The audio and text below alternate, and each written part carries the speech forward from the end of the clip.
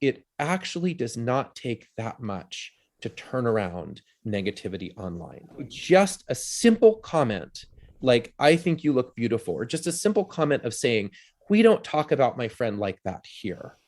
That is enough to turn one of these kind of bullying downward cycle moments into something that is a positive, inclusive space.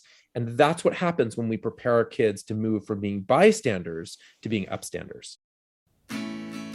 Welcome to the Healthy Screen Habits Podcast. I'm Hillary Wilkinson. Whether you're starting your parenting journey with a newborn or looking to connect with your teen on technology, let's learn some new healthy screen habits together.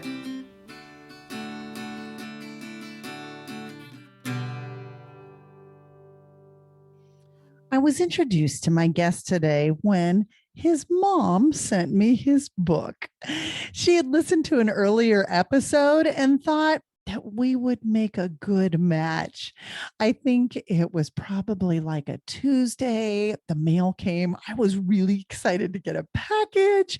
It had this lovely handwritten note wishing me well. I thought it was so sweet that this mom was supporting her son's writing. And I opened the book and realized who her son is. Richard Culatta was appointed by President Barack Obama to lead the U.S. Department of Education's Office of Educational Technology. He's the CEO of ISTE, the International Society for Technology and Education.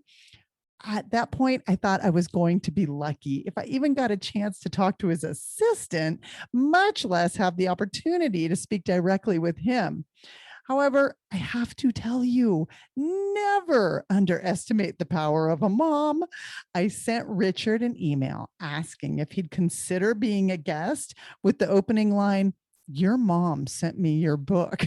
I'm thrilled to tell you it worked. He's here today. Thank you for being here, Richard Culatta. Hillary, thank you. I'm so glad to be here. And you are right. Never underestimate invoking the mom card. I mean, she can still send me to my room. So let's just be clear. Like, if that's the reason, we'll do it. But I know of your work. I love what you're doing. And so glad to be able to connect with you. Thank you. So, Richard, I am really intrigued at kind of what brought you to write this book. You were at this real macro level of digital education, policy implementation, et cetera, et cetera. And yet this book brings us right back to the family unit. So what kind of brought you here? Yeah, I think there were two things. One is, I was working at a national level. I also worked in state leadership. I've worked with schools all around the world, and I saw some gaps in how we were preparing kids to be healthy members of a digital world, right? Our digital world, it's not going away, nor should it go away. Technology is very helpful in enriching our lives, but it requires some scaffolding. It requires some support and some guidance to help kids really use these great tools in powerful, helpful ways. And a lot of that conversation I saw was either missing, or in some cases was very well intentioned, but actually not using practices that were helpful for kids learning to be responsible. So I was seeing this as I was visiting schools, as I was visiting different parts of the world, a couple consistent gaps when it comes to how we were preparing kids. And I thought, yes, we need to work on things like policy and high level practices, but at some point we just need some really practical guidance for parents, which leads me to my second part of this answer. And that is that I am the father of 4 kids. My oldest daughter is 17 years old. My youngest son just turned 9. So we are right in the middle of dealing with these issues. And so as much as anything else, I wrote the book for me, right? I wrote the book. I spent my whole life working at the intersection of technology and education. And yet, we still found in our family that we struggle with the same thing every other family does, of knowing where and how to find the right balance.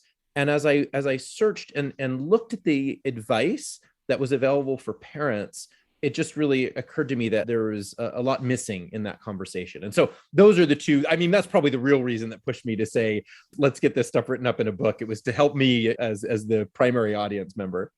Well, I get that because I too began began our journey with healthy screen habits as a primarily parent driven Yeah. concern. And I think that because people like you and I, we have this, I mean, we are in the weeds of it right now. We do have this very vested interest of we don't have time Mhm. to wait for the policy to take place. We need to be teaching it within our own homes. Mhm. The primary teacher.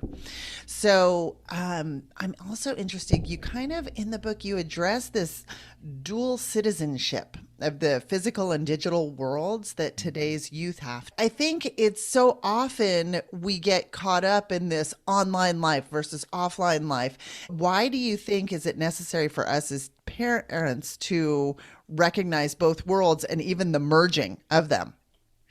That's a great question, and actually, I'm glad you picked up on that. A lot of people, I think, sort of miss the nuance of that when they read the book, and that is it was really it's sort of a core part of the argument that I was laying out, which is that these spaces, right, that the virtual world is a world in and of itself. It's a community. It's a place that hosts many of our most important life activities now. It didn't used to be that way, and it started. It was a fun place to get some information, maybe to look at pictures, maybe to find videos. But the digital world that exists today, especially after COVID, right? Think about how many of us participated in a Zoom wedding or had grandparent read to our kids over Zoom, or how many of us do work or other important life activities in the virtual world. It is very much a real place. It is very much a place where important things happen. But just like our physical world, it's critical that we think of it and treat it as a community, as a space where we engage with others, as a space where we can determine how we want to be perceived, what we want to be known for, a place where we need to do good in order to improve the quality of that space. And so viewing it as a world that we can move in and out of. And I often think about this. Sometimes when I talk to parents, I say, your kids, by the nature of the fact that they were born in this particular year, right, have these sort of two passports. They're dual citizens of these both worlds. And we are too, of course, as adults. It's just that for us, the digital world kind of grew up with us. So it's not as obvious to us, but they move in and out seamlessly between these two worlds throughout the day. But the way that we have to go about being the type of people we want to be, making the impact we want to be in a digital world is different than in the physical world. The underlying goals, the underlying foundations are the same, but the way we go about it is different. And that's why it's important to call it out, because if we don't teach our kids the strategies and the tools that they need to be really amazing humans in a digital world. And the strategies that we teach in the physical world, they don't just roll over. They don't just magically, if you teach a kid to be a good, healthy, respectful, engaged human in the physical world, those strategies for how to do that look different in a virtual world. And so we have to teach them overtly, or else we end up with a bunch of dysfunctions in the virtual world, even when we have people who are being very healthy, engaged humans in the physical world. Right. And with that teaching, I know comes practice. Yeah. We have to practice. We have to allow kids time to practice being good digital citizens. Right. So you spend some time talking about the digital culture. And I love how you point out that changing culture doesn't happen in a single talk. Right. But it happens in an ongoing conversation. And often, I'll relate that to hydration. Like, you cannot drink a gallon of water on Wednesday and think you're going to be fine come Saturday. It's lots of little sips. So can you explain what is this whole concept of digital family culture and how does it get set? How do you set these conversations up? Yeah. Well, look, like you said, and that was a great example, by the way. I love that. Like you said, culture is, and I like using that word. It's not about rules. You may have some guidelines or some rules in your family, but what we're really talking about is what's the digital culture in your family. And culture means, what are the things that that we care about? What are the things that we will stand for and won't stand for? What are the things that we are known for to others, right? That's what you think about when you've cultures, what's funny and what's not funny, right? That's culture. And so I think it's important to think about what our digital culture is. Now, the interesting thing with any culture, whether it's the culture of a neighborhood, of a community, of a school, of a workplace, right? Those are things that happen over time, over years. You can't change culture for better or worse overnight. And so I think it's important to remember that. I have sometimes where I'll have a parent who read my book and they'll come up with some of the strategies and they'll say, wow, this is really great. I tried it for like a day and it didn't work, right? This strategy isn't helpful. And so, it's just important to remember these are things that, being a healthy, an effective digital citizen is a complex skill. And when we're teaching a complex skill, and we can talk more about that in a second, but when we're teaching a complex skill, it requires lots of sort of practice over time. And so when we think about our digital culture, it's going to say, over and over again, what are skills that we practice? What are some areas where we're going to have to revisit the conversation multiple times? Think about, bedtime. How many of you, to come up with a bedtime routine, if any of your listeners have a kid where you can say once in their life, 7:30 is bedtime and never have to revisit that again, I want to talk to them because they're amazing parents. No, if you're like us, this is something you have to over and over again get used to. And this is how we go to bed. And you brush your teeth before you go to bed. You do this and you get these patterns. And then when your kids are older and certainly able to manage this on their own, you can back off of some of that because the culture exists. But it only exists because you've had the conversations, because you've talked about it, because you've modeled it, because you've done all of that work. And that's what we need to think about when it comes to our technology lives. It's a culture. We have to talk about it. We have to ask questions. We have to say what happens when something goes wrong. We have to talk about how we want to be perceived for other members of the digital world, what we want to be known for. And if we can do those things over the long arc, we end up with a really healthy, effective digital family. But it's not a one-hit deal. It's not a quick conversation or a one-time, solution. It happens over many years.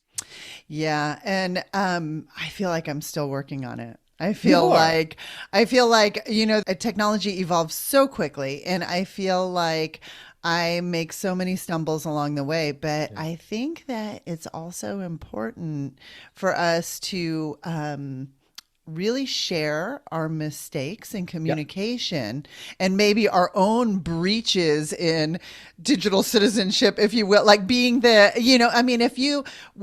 if you mess up and if you send a text that you meant for it to be funny, but it got misconstrued, and it's okay to talk about that with, in fact, I say in the book, it's actually essential that we talk about that, right?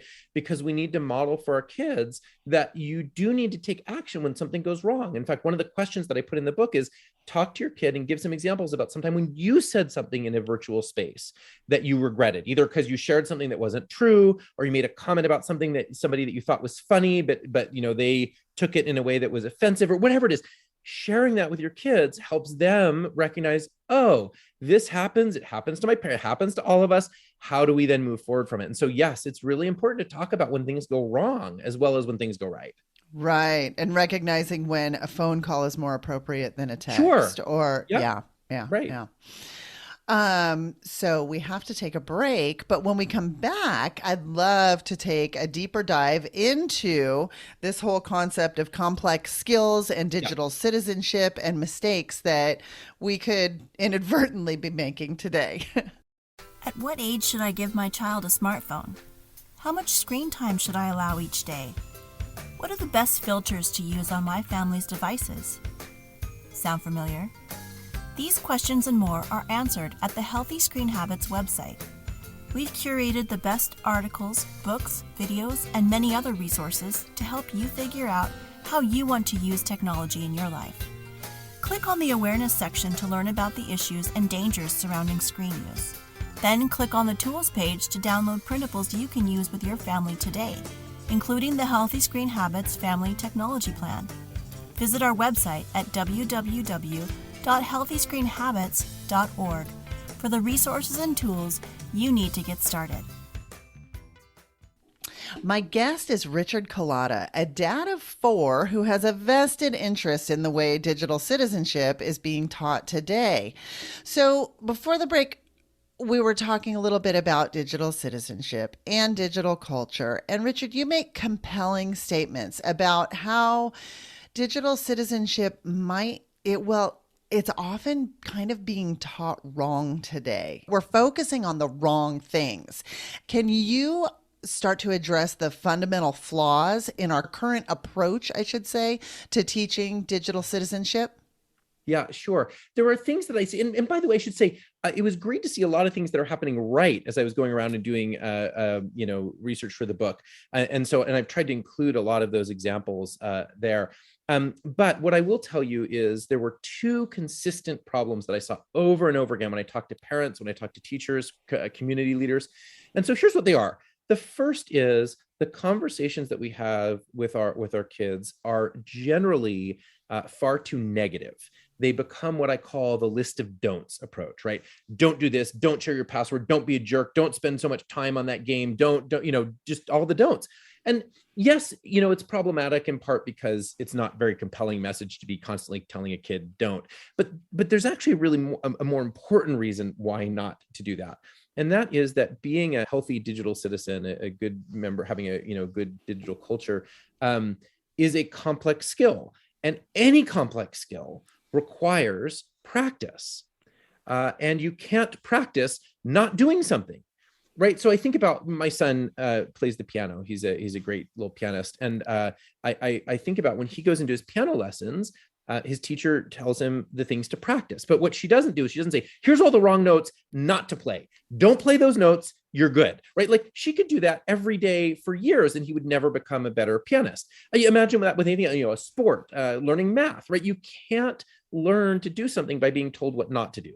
And so that's the first problem is we have to flip that around and say, here are the skills we want you to practice. We want you to practice being a good person in this space, fact checking, finding a balance between your digital activities and your other activities. You see, so those are helping create the culture, but they're all done in a positive way that allows kids to practice. So that's the first thing. The first thing is we got to make sure that we're being very careful about staying out of the list of don'ts approach. The second thing that we have to be careful about is, and it's related, is not being too narrowly focused on online safety. Now, online safety is important. Don't get me wrong. I think we'd agree with that, but it is not the end goal, right? Online safety is sort of like the minimum bar of entry to the digital world. And if you'll forgive another example from one of my kids, my older daughter just turned 17. We've been learning how to drive. And if parents have gone through that, you know that that's quite an experience. But when we get in the car to drive, the first thing we do is we put the seatbelt on, right? There's no question. Safety is first. Seatbelt goes on. It's just part of what we do. We don't debate it. But we also don't sit there and spend 2 hours talking about the seatbelt and then say, okay, we're done learning how to drive, right? No, we spend most of our time learning all the nuances of navigating this new world that she has in front of her, right? Where do we go? How do we get there? How do we not get lost? If we do get lost, what do we do? Who do we go with, right? What are the rules of the road? What are the customs and expectations of other drivers when you're driving around them? Those are all the things that we talk about so that she can use this new tool that she has to get places and to enrich her life. And I worry that a lot of the conversations that we have when it comes to kids and technology stop with being safe, and I feel like if that were the goal, we just bury our devices in the backyard and done, right? Like the goal isn't to be safe. The goal is to be amazing, engaged future leaders in the digital world. That's the goal. And safety is table stakes, but we can't be so overly focused on that we don't talk about these other important skills. Right. I love that. I love that. You can't be so safe that you're creating a handicap. Sure, right. Or that there's no value in the things that the safety is in place for. Like I used to be a teacher, by the way, I should share that. And, I think sometimes we'd go on school field trips. And I think, we'd send a note home and say the purpose of the field trip. And I think, what if we said the purpose of the field trip, if we do this right, we will not get into an accident on the way to the zoo and back, right? That's the goal. I'd be like, really? That's the best we can do? Because we're going to the zoo. Like, there's awesome stuff there. We should have a bit of a higher goal than just not. Yes, let's be safe on the way. Absolutely. But man, the goal of this is much higher than just being safe. Right. And the reward is much higher than just focusing on the safety. Yeah. Right. So you also point out we're in this really unique window of time in humanity with today's generation. We're in a very transitional spot. Yeah. And we as parents are tasked with teaching our kids how to become responsible, respectful, resourceful digital citizens, while also, as we said, trying to navigate for safety. So it's this unique time of transition, and it's a time to start a new conversation surrounding digital citizenship. Mm-hmm. And you bring up 5 talking points that we should be having in these ongoing conversations. And can you kind of go over what those 5 talking points are? Happy to, and I'll do it obviously very quickly because of the time that we have, but I do go into them more deeply in the book. By the way, I should mention, so the book is called Digital for Good: Raising Kids to Thrive in an Online World. And so if any of this is of interest, you can get much more information there. But just so you can get a flavor of it, I talk about 5 skills that are really critical for being a healthy member of the digital world today. And that is, the first one is being balanced. So balanced is about finding the right balance between not just your use of tech. Sometimes we make it a little too binary, use of tech and, activities that are not tech. It's more complicated that it's yes, your balance of tech versus non-tech activities, but it's also the balance of time and activities that you spend in the digital world. Some activities are far more valuable than others. And so this sort of binary screen time thing doesn't help us, because there are some really valuable activities that happen on a screen and some really stupid ones that we shouldn't be wasting our time on. And so this idea of kind of with good balance helps recognize where and how we should be spending our digital time. So that's the first one. The second one is the skill of being informed. There is so much information that's out there and available. That's not the problem that we have anymore. The problem is knowing what information is valuable for what purpose. And again, it's more complicated than just true and false, like we sometimes make it. There's content and information that can be very helpful for the purpose that it was intended. It's often when we mix, advertising and think that that's factual, or opinion and think that that's scientific research, right? There's role for opinion. It's important. It's when we aren't recognizing where and how we're applying that information that it gets complicated. So being informed and knowing how to use the digital world for our learning and creative purposes. The third area is being inclusive.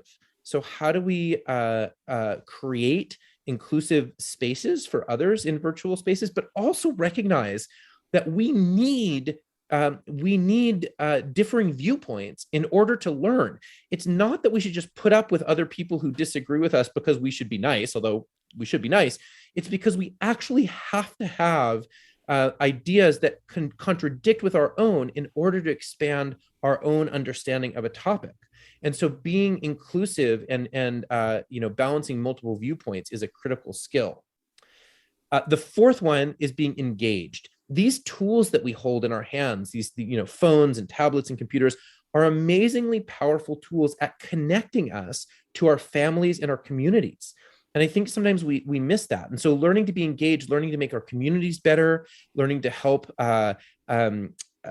capture and curate family memories in ways that are important, learning about a deeper understanding of our community and our community culture and history. That's all about what it means to be engaged, and also problem solving, right? Kids can be amazing problem solvers when they have the digital tools in their hands.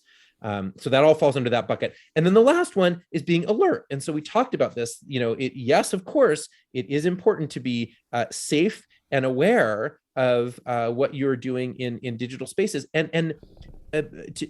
mention this one again. It's not about just yourself. So much of the conversation that I hear about online safety is very selfish. How do you watch out for you and make sure you're not getting in trouble? No, it's about how do you help create a safe space for somebody who may not be able to take care of themselves as easily as you can for a variety of reasons. And so being alert is, yes, being alert for dangers, but it's also being alert for others and helping create a safe space for them as well. So when we think about those 5 skills, being balanced, informed, inclusive, engaged, and alert, if we can do those things and practice those things in our families, we really set our kids up for just amazing success in their future digital lives. If anyone was doubting the importance of teaching our kids this model of digital citizenship, and by the way, it's like you said, I feel like that was, the barest of skimming of each of the chapters that you gave examples to. But the thing I want to also impart is that your book is very easy to read. It reads much like you speak. It sounds like somebody, like you're in the room talking to me. So Hillary, now I have to tell you a funny story. So when I wrote this book, so it was published by Harvard, and when I wrote the book, they said, who are you writing this book for? I said, I'm writing it for people like me. And they said, what do you mean? They said, I'm writing for somebody who wouldn't ever actually sit down and read a book like this. Right. So the goal is to be very, very practical, very easy to read. You can read it very quickly because if you're a parent, you don't have time to be reading some long, you need some quick tips. Exactly. So that was exactly the goal as I tried to write it. Goal reached. Yeah. So I'd love for you to share, if you could. I've heard this story that you talk about the importance of it. This kind of falls into so many of those categories that you just covered, but also I think that whole business of being alert to others. You share this beautiful story about being a digital upstander, not just a bystander, when confronted with cyberbullying. And you have this very powerful story of a girl who was needing money for her prom dress. And do you know the story I'm talking about? I do. I know exactly the story that you're doing. I'll see if I can do it justice in a short amount of time. But the first part, before I tell the story, the first thing that I want to share is that the research shows that the vast majority of kids witness some sort of, online, whether we call it bullying or misbehavior, whatever it is, picking on somebody, you pick the word. And that when they do it, again, the vast majority of kids do nothing when they see it. Now, I want to be clear. This is not because these are, bad kids or kids that don't want to do it. It's because the vast majority of them have never had a conversation with a parent before about what do you do when you see that. And when you talk to them, it's not, the inaction is not lack of wanting to do something. It's not knowing what to do. And in the moment when it happens, when you don't know, it's sort of too late to figure it out. And so that's this idea of switching from bystanders to upstanders, right? It's saying, talking about in advance, when you see something that's happening that's inappropriate or somebody that's not being treated well, what are you going to do? And what does that look like? And do we practice that together? Can we talk about that? So that's this goal, is helping kids know how to engage. And so I'll illustrate that with this story. So this is a story that I share in more detail in the book, but it's about a girl who was trying to sell a prom dress, and it was a used dress. She was trying to sell it so that she would get some money to get another dress. The interesting thing that happened is when she went to sell it, she showed a picture of it, and as meanness happens in the digital world, she started to get some very negative comments on it. She got people posting things about her looks and how her weight and her just meanness. It's just the meanness. And it started to go down that path that we have seen sort of over and over again, that path of people making mean comments, she trying to defend herself, them sort of jumping back in and being mean, and that spiral, again, that we've watched so many times lead to depression, in some cases, suicide, really, really tough situation. But in this case, and I use this example because in this case, something very different happened. So Kristen was her name. She was posting this. She was getting these negative comments, really, really mean stuff.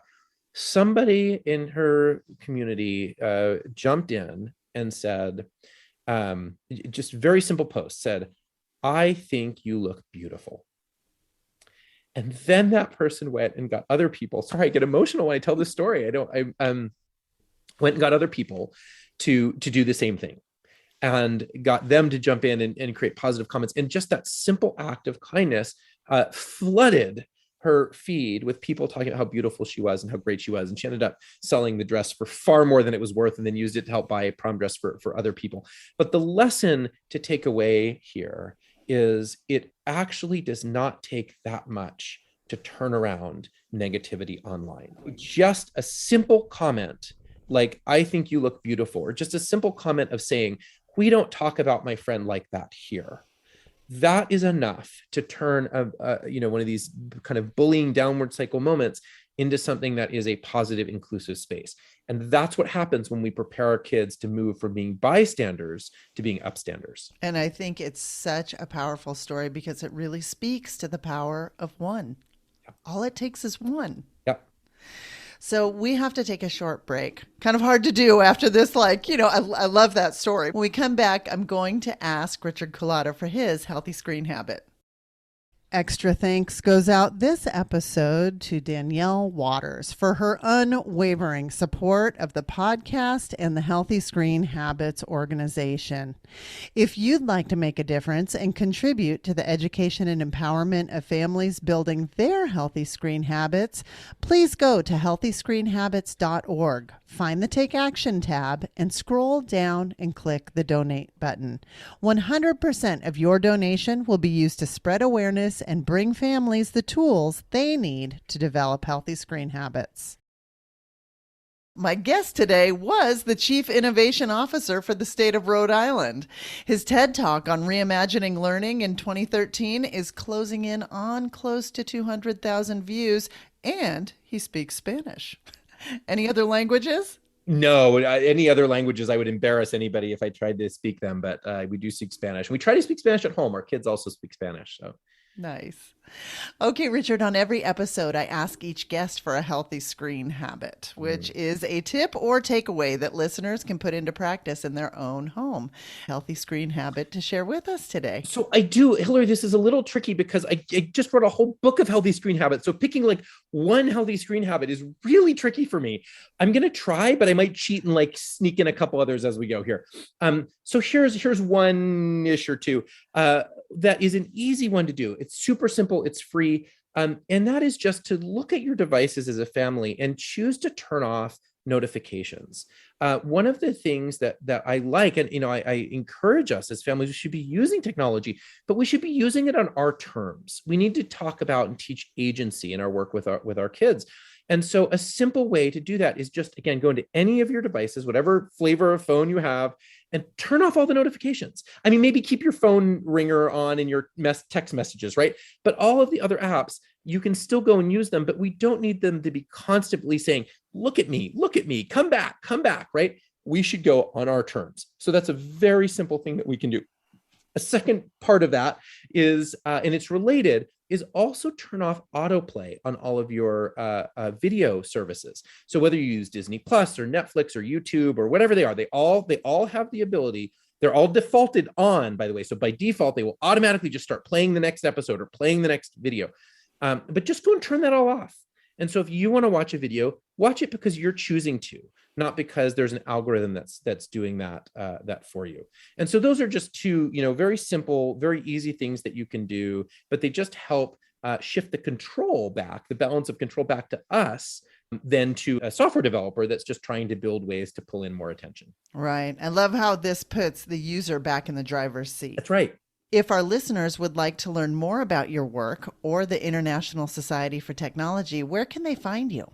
Sure. Well, you can find us online at ISTE.org. That's ISTE.org. We have a bunch of information about helping, create digital citizens, healthy digital culture, but also lots about just using technology to support learning in general. So there's lots of information there. And then, of course, the other thing is you can check out the book, Digital for Good, Raising Kids to Thrive in an Online World. It's available on Amazon, but also at local bookstores across the country. I love to support local bookstores when I can. So I think it's the book that can kick off every family's school year on the right note. So it'll get them on the right track. And as always, I will link all of this information in the show notes, which you can find on healthyscreenhabits.org. Click on the podcast button and use the drop-down menu to find this episode. Richard, I cannot thank you enough, really, nor your mom for well, she gets most of the credit for everything as moms do, but it's such a pleasure for me to get to talk to you today. And again, thanks for the great work that you're doing to make sure this is a topic that we're talking about more, that it's part of the conversation, that we, it's not left up to chance, right? It's just, this is so important that we get this right, that we can't leave it up to chance, and we need to be able to practice this and do this the right way. So I just appreciate your calling this issue to attention and shining a spotlight where we need it. Same friend. Okay, thanks so much. Be well, thanks. For more information, you can find us on Instagram and Facebook at Healthy Screen Habits. Make sure to visit our website, healthyscreenhabits.org, where you can subscribe to the show on Apple Podcasts or via RSS, so you'll never miss an episode. It's free, it's fun, and you get a healthy new screen habit each week. While you're at it, if you found value in this show, we'd appreciate you giving us a quick rating. It really does help other people find us and spread the word of healthy screen habits. Or if you'd simply like to tell a friend, we'd love that too. I so appreciate you spending your time with me this week, and I look forward to learning more healthy habits together.